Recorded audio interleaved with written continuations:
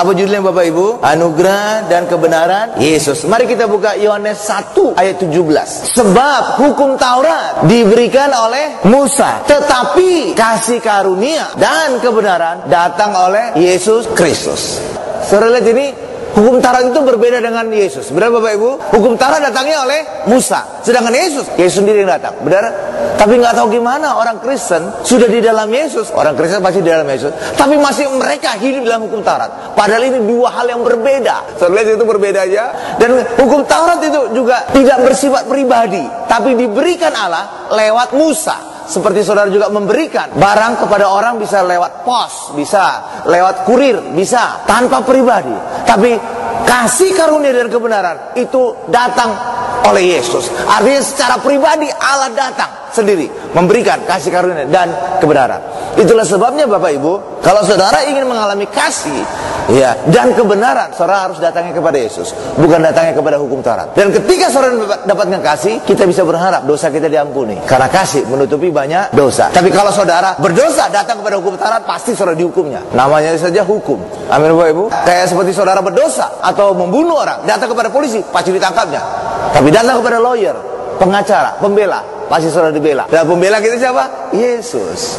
Itulah sebabnya kalau saudara berdosa, datangnya kepada Yesus, diampuni dosa kita. Lebih juga kalau saudara ingin beroleh kebenaran, datangnya kepada Yesus, karena kebenaran itu datang oleh Yesus. Jadi Taurat itu berbeda dengan Yesus. Ini hukumnya, ini solusinya. Ya, kapan saja saudara melanggar hukum Taurat, saudara bisa minta pengampunan kepada Yesus. Jadi ini solusinya, ibarat ini soal, ini kunci soalnya. Kalau saudara berdosa, datang kepada Yesus, saudara diampuni. Saudara kurang kebenaran, datang kepada Yesus, saudara dapat kebenaran. Ini hukumnya. Jadi kapan saja, jadi hukum itu tegas Bapak Ibu. Ya, karena itulah hukum Taurat ini berbeda dengan Yesus. Karena itu hari ini kita dalam Yesus, hari ini kita orang Kristen, jangan lagi hidup dalam hukum Taurat. Ini masa perjanjian lama. Di dalam hukum Taurat ini, imam besarnya siapa Bapak Ibu? Imam Harun dan keturunan-keturunannya. Sedangkan kita di dalam Yesus, imam besarnya Yesus sendiri. Ibrani 10 ayat 1. Karena itu ini dua hal yang berbeda. Iya, kalau di sini saudara melakukan semuanya sendiri dari 1 sampai 10 hukum Taurat. Sedangkan kalau saudara di sini, Yesus semua yang melakukannya. Karena itulah bagi kita hari ini, kita orang Kristen harus bisa membedakan antara di dalam Yesus dan di dalam hukum Taurat. Kita hari ini dalam Yesus, bukan lagi hidup dalam hukum Taurat. Hari ini kita mendapatkan kemenangan bersama Yesus. Amin. Berikan kemuliaan luar biasa bagi Tuhan Yesus Bapak Ibu.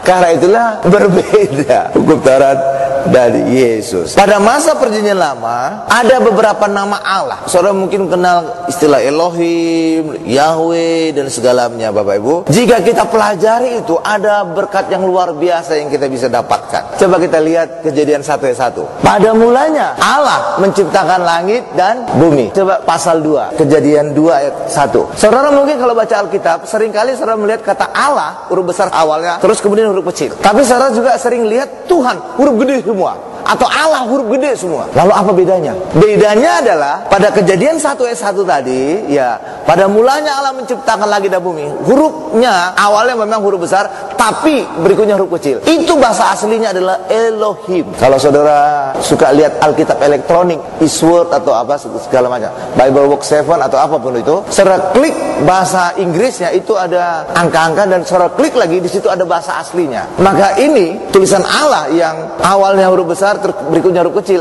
itu Elohim tulisannya. Sedangkan setiap kali saudara menemukan kata Tuhan huruf besar semua atau Allah huruf besar semua, maka itu bahasa aslinya adalah Yahweh. Lalu apa bedanya Pak? Bedanya adalah Elohim itu adalah menyatakan Allah sebagai pencipta, Allah yang punya kuasa, Allah yang memerintah, Allah juga yang menghukum, menghakimi. Sedangkan Yahweh itu berbicara tentang Allah yang kasih, Allah yang mengampuni, Allah yang menolong. Bapak Ibu, ada dua beda aja. Haleluya. Berbeda aja demikian Bapak Ibu. Allah Elohim itu Allah sang pencipta, Allah dalam tindakan. Sedangkan Yahweh kalau besar semua, Tuhan besar semua, Allah besar semua, itu berbicara tentang Yahweh. Itu menunjukkan kasihnya, hati Allah. Ya. Nah, kalau Kejadian 1 saudara lihat seluruhnya pasal 1, Kejadian pasal 1 Bapak Ibu, saudara tidak menemukan yang huruf besar semua, Tuhan huruf besar semua atau Allah huruf besar semua. Kenapa tidak ada saudara temukan kata Yahweh atau Yahweh tadi Bapak Ibu? Kenapa? Karena pada Kejadian 1 Allah berbicara penciptaan, dan penciptaan selalu berbicara tentang Elohim. Tapi ketika masuk pada pasal kedua, Kejadian pasal kedua, Di situ ada masuk tentang manusia diciptakan. Jelas sekali manusia diciptakan. Penekanan ada manusianya. Kejadian 2 ayat 7 khususnya Bapak Ibu. Itu di situ muncul kata Tuhan huruf besar semua. Nah, pada saat Yesus disalibkan, Yesus berseru-seru begini. Ada Eloi, Eloi, Eloi, atau juga Eli, Eli, Eli, lama sabatani. Allahku, Allahku, mengapa engkau meninggalkan aku? Kenapa Allah meninggalkan Yesus pada saat itu? Karena pada saat itu Yesus penuh dengan dosa. Dosa kita yang ditanggung oleh Yesus. Dan ketika saudara menemukan juga kata Eli, itu adalah Allah yang tunggal, Allah satu. Tapi setiap kali saudara menemukan kata Im, Elohim, Im itu adalah kata jamak. Jadi itu menyatakan Allah yang jamak atau Tritunggal. Jadi setiap kali saudara menemukan kata Elohim, itu menyatakan Allah Tritunggal. Itu menyatakan Allah Tritunggal. Allah satu tapi tiga. Nah, kalau Elohim, tiga Allah dimunculkan. Haleluya Bapak Ibu. Nah, pada saat Yesus disalib hanya disebut Eli. Itu menunjuk kepada hanya satu, Allah Bapa. Ya Bapak Ibu, Allah Bapa meninggalkan Yesus. Kenapa Allah Bapa meninggalkan Yesus? Karena pada saat itu Yesus berlumuran dosa. Agar apa?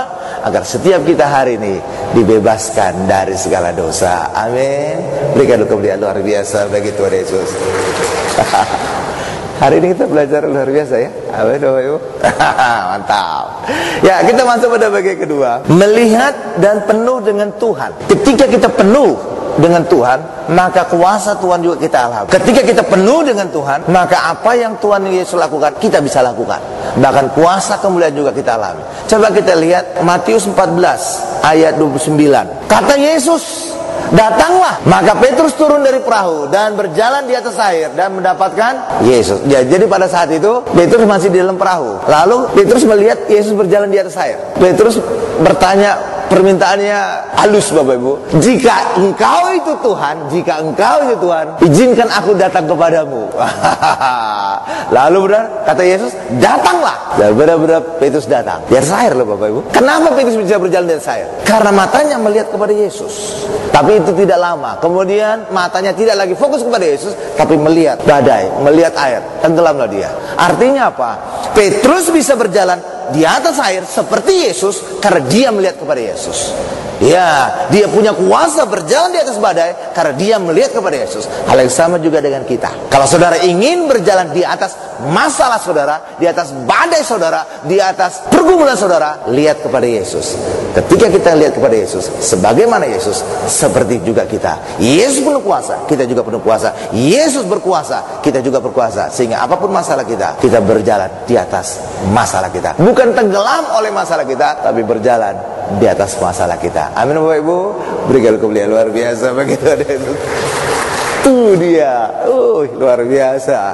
Ya, jadi kita bisa berubah lewat kita memandang kepada Yesus, lewat kita melihat kepada salib Yesus. Disitulah saatnya kita diubahkan. Nah, di atas kayu salib pertama kali Yesus memanggil Bapaknya dengan Allahku, Allahku, Allahku. Eli, Eli, Eli. Kalau saudara baca Injil Bapak Ibu, Yesus tidak pernah memanggil Bapa dengan Allah, nggak pernah. Selalu Yesus berkata, Bapakku mengutus aku melakukan pekerjaan Bapa. Ya, sebagaimana engkau melihat aku, seperti itu juga engkau melihat Bapa. Jadi selalu Bapa, Bapa, Bapa. Tapi ketika Yesus di atas kayu salib, inilah pertama kalinya Yesus berkata, Allahku, Allahku, Eli, Eli. Kenapa bisa demikian? Karena ya Yesus ingin agar kita memanggil Allah menjadi ya Abah, iya Bapa. Jadi kita mengambil posisi Yesus saat Yesus mengambil posisi kita, agar kita hari ini memanggil Allah ya Abah, iya Bapa. Amin Bapak Ibu? Iya. Dan ketika saudara memanggil ya Allah sebagai ya Abah, ya Bapa, pasti saudara anak. Karena apa? Abah dalam bahasa Ibrani itu adalah panggilan akrab seorang anak kepada bapaknya. Ya, misalkan kalau saudara pernah ke Israel, ada anak-anak gitu, Abah, Abah, Abah, Abah. Kalau bahasa Arab, Abi, Abi, Abi. Nah, gitu Bapak Ibu. Hanya anak saudara yang bisa memanggil saudara Papi, Papa. Benar Bapak Ibu? Iya, hal yang sama juga dengan kita. Kita bisa memanggil Allah sebagai ya Abah, ya Bapa, karena kita anak Allah. Itulah sebabnya saudara jangan menyebut saudara hamba. Kalau saudara sebut saudara diri saudara hamba, maka saudara tidak akan bisa memanggil Allah ya Abah. Nggak mungkin, nggak bisa. Itulah sebabnya penting sekali saudara menyadari saudara anak Allah, bukan hamba.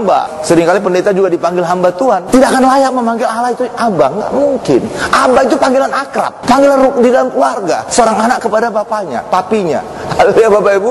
Itulah sebabnya penting sekali kita untuk menyadari bahwa kita adalah anak Allah. Ketika saudara menjadi anak Allah, disitulah saatnya saudara bisa memanggil Allah sebagai Ya Aba, Ya Bapa. Amin Bapak Ibu.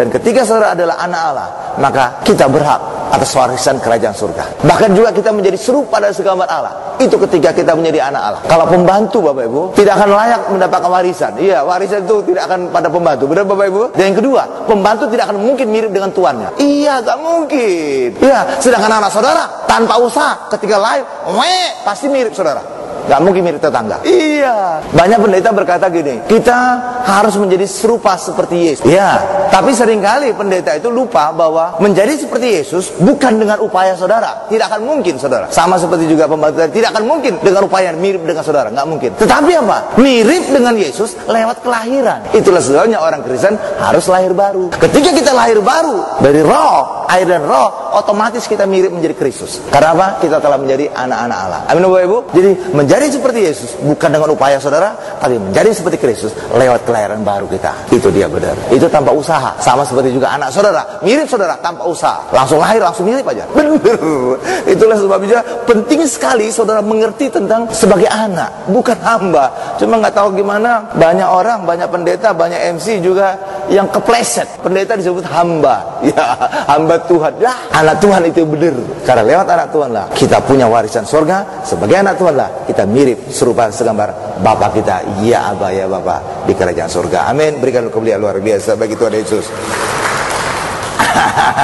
Karena itulah bagi kita hari ini, mari kita serupa segambar Allah lewat kita lahir baru kita. Nah, Yesus itu penuh dengan hidup Bapak Ibu, penuh dengan kesembuhan, penuh dengan berkat, penuh dengan kehidupan. Sehingga apa?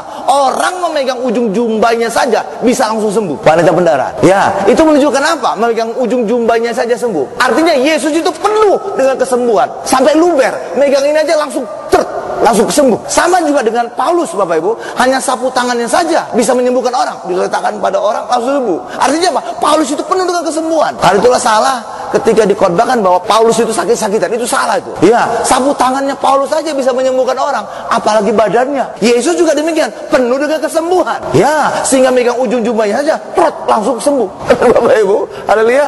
Dan hari ini kita nerima tubuh Yesus. Sudah dipastikan, saudara pasti sembuhnya. Kenapa? Yesus itu penuh kesembuhan. Kesembuhan Yesus karena saking penuhnya sampai menular, nyentuh saja langsung sembuh. Dan hari ini kita mengalami demikian Bapak Ibu.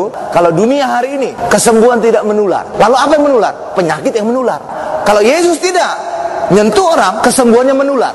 Kalau dunia nyentuh orang lain, penyakitnya menular. Dan hari ini puji Tuhan, kesembuhan kuasa Tuhan menular dari kita kepada orang-orang lain. Sehingga apa? Ketika kita menyentuh orang, orangnya itu akan disembuhkan. Tumpangkan tangan pada orang sakit, orang sakitnya itu sembuh, bukan mati. Karena kita bukan menularkan kematian, kita menularkan kehidupan, kita menularkan kesembuhan, kita menularkan kuasa dari Tuhan. Sebab apa? Hidup kita hari ini penuh dengan kuasa Yesus. Amin. Coba kita lihat ayatnya, Markus 16 ayat 17 dan 18. Tanda-tanda ini akan menyertai orang-orang yang percaya. Mereka akan mengusir setan-setan demi namaku. Mereka akan berbicara dalam bahasa-bahasa yang baru bagi mereka. Mereka akan memegang ular. Dan sekalipun mereka minum racun maut, mereka tidak akan mendapatkan celaka. Mereka akan meletakkan tangannya atas orang sakit dan orang itu akan sembuh. Kenapa?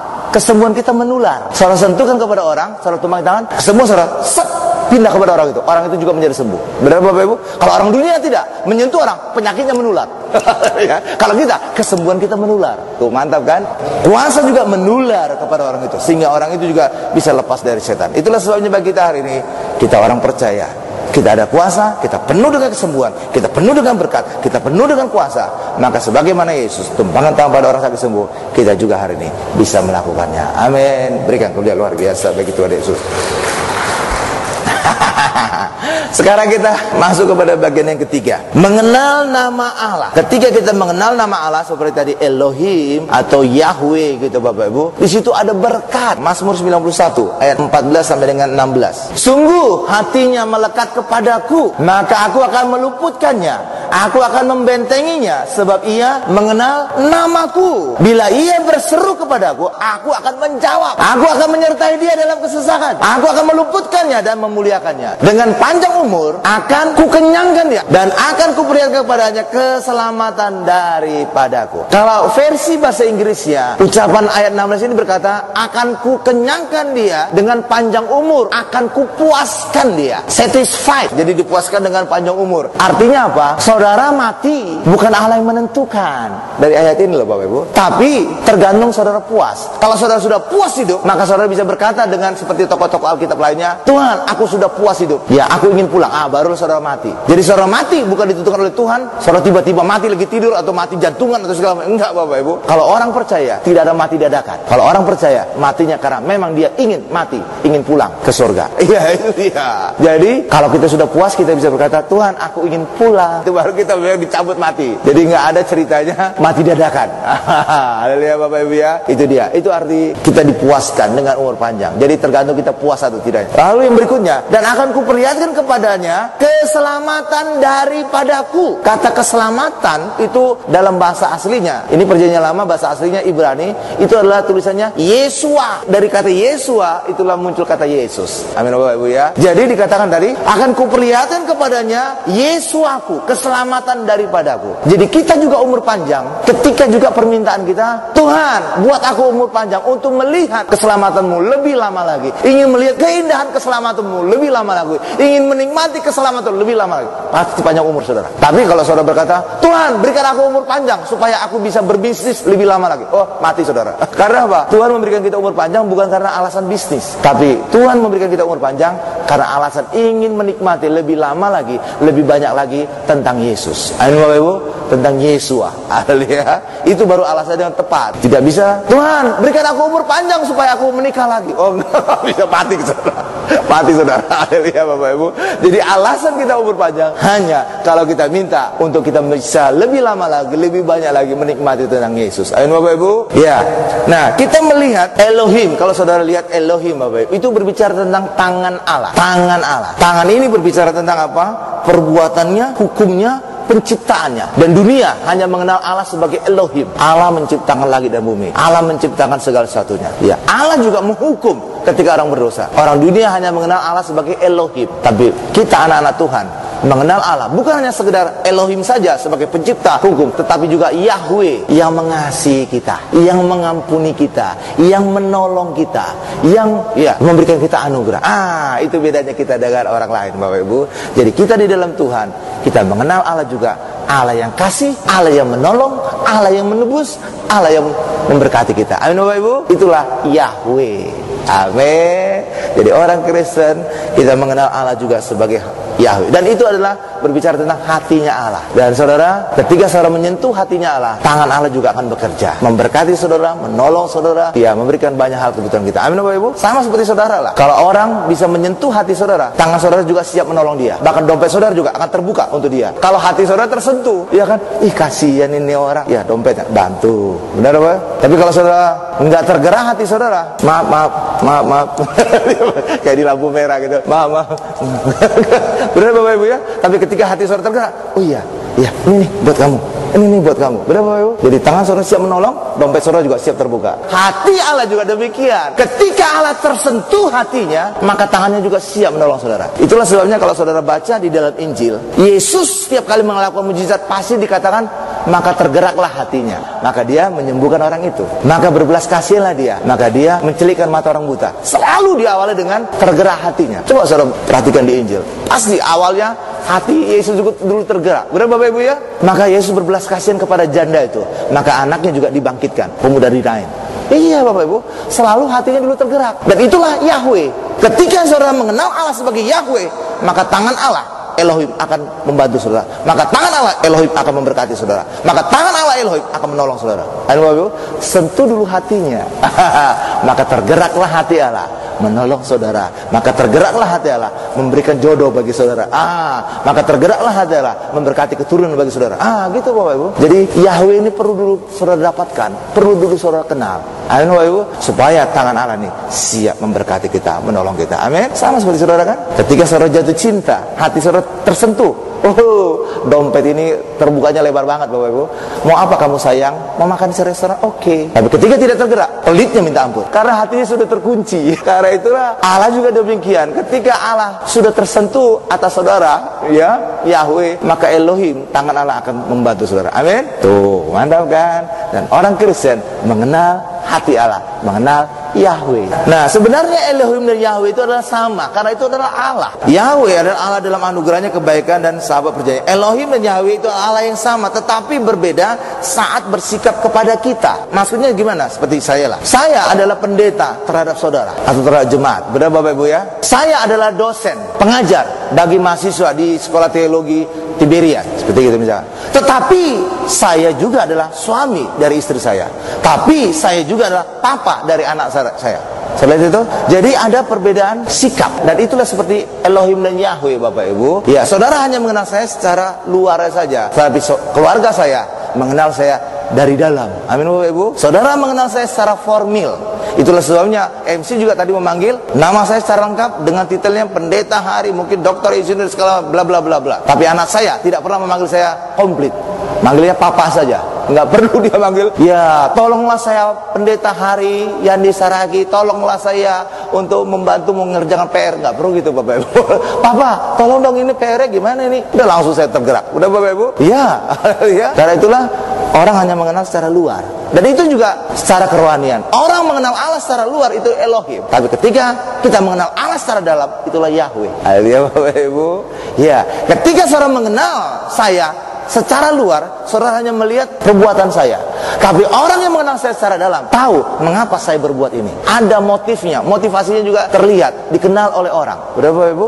Nah, itulah juga kita. Kita tidak hanya melihat apa yang Allah perbuat, tapi kita juga mengenal hati Allah. Kenapa Allah melakukan semuanya itu? Amin. Karena itulah sangat penting kita mengenal hati Allah. Sangat penting kita mengenal Yahweh. Supaya apa? Supaya Elohim, tangan Tuhan juga bekerja atas kehidupan kita. Amin. Berikan lu kemuliaan luar biasa bagi Tuhan Yesus Bapak Ibu. Haleluya. Ya, kita lanjutkan lagi. Dalam perjanjian lama Taurat, orang-orang melihat Tuhan selalu pergi dan melihat punggungnya Tuhan. Kenapa bisa demikian? Karena perjanjian lama orang belum ditebus dosanya. Itulah sebabnya Allah selalu menjauh, selalu pergi, bahkan hanya memunggungi. Ya, karena apa? Bagian punggung ini seringkali digambarkan sebagai kutub. Jadi ketika Yesus ditinggalkan oleh Allah di atas kayu salib, Allah memunggungi Yesus.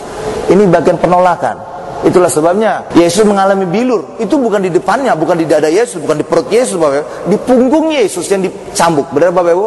Kenapa di punggung Yesus saja yang dicambuk? Jadi sebenarnya film The Passion itu salah kalau seandainya dada Yesus juga dicambuk. Enggak Bapak Ibu. Dada Yesus itu tidak. Selalu yang di punggung ini. Bahkan di dalam Mazmur juga dikatakan, punggungku seperti dibajak. Ya, karena dicambuk. Kenapa punggung Yesus saja yang dibajak? Karena bagian punggung ini berbicara kutuk. Kutuk itu harus dibayar oleh bilur Yesus. Kutuk penyakit harus dibayar oleh bilur Yesus. Kutuk resi harus dibayar oleh punggung Yesus. Karena punggung ini berbicara kutuk. Dan itulah sebabnya punggung Yesus saja yang dipukuli. Supaya hari ini kita bebas dari kutuk, bebas dari penyakit, bebas dari resesi. Agar kita hari ini berkemenangan. Amin Bapak Ibu. Tapi bagi kita hari ini dalam Yesus, kita tidak lagi menghadapi kutuk. Tapi kita hari ini melihat wajah Yesus. Melihat disinari oleh wajah Yesus. Iya. Bahkan juga doa kalau gereja yang lama Bapak Ibu, isondang ko debata ma bohina tu bata, gitu. Jadi selalu berbicara tentang muka, selalu bicara bukan tentang punggung. Tapi masa perjanjian lama Musa saja hanya melihat punggungnya Allah. Ya, tapi bagi kita hari ini bukan hanya kita melihat muka, bahkan juga Yesus tidak pernah meninggalkan kita. Amin. Kita tutup khotbah kita dengan Ibrani 13 ayat 5b. Karena Allah telah berfirman, aku sekali-kali tidak akan membiarkan engkau, dan aku sekali-kali tidak akan meninggalkan engkau. Itu perjanjian baru dan sekarang kita alami. Allah tidak akan membiarkan kita, pasti Allah menolong kita, pasti Allah peduli kepada kita, dan Allah tidak akan pernah meninggal kita, selalu menyertai kita. Itulah Immanuel. Tapi pada masa perjanjian lama tidak, sebaliknya yang terjadi. Allah selalu pergi meninggalkan orang Israel, dan Allah tidak peduli terhadap orang Israel. Karena itulah hari ini kita mengucap syukur kita dalam Yesus. Maka Allah selalu peduli kepada kita, Allah selalu menyertai kita. Immanuel. Itulah sebabnya selama kita di dalam Yesus, penyertaan Yesus membuat kita selalu berkemenangan. Amin. Berikan kemuliaan paling dahsyat, paling lama bagi Tuhan Yesus. Kita tundukkan kepala kita.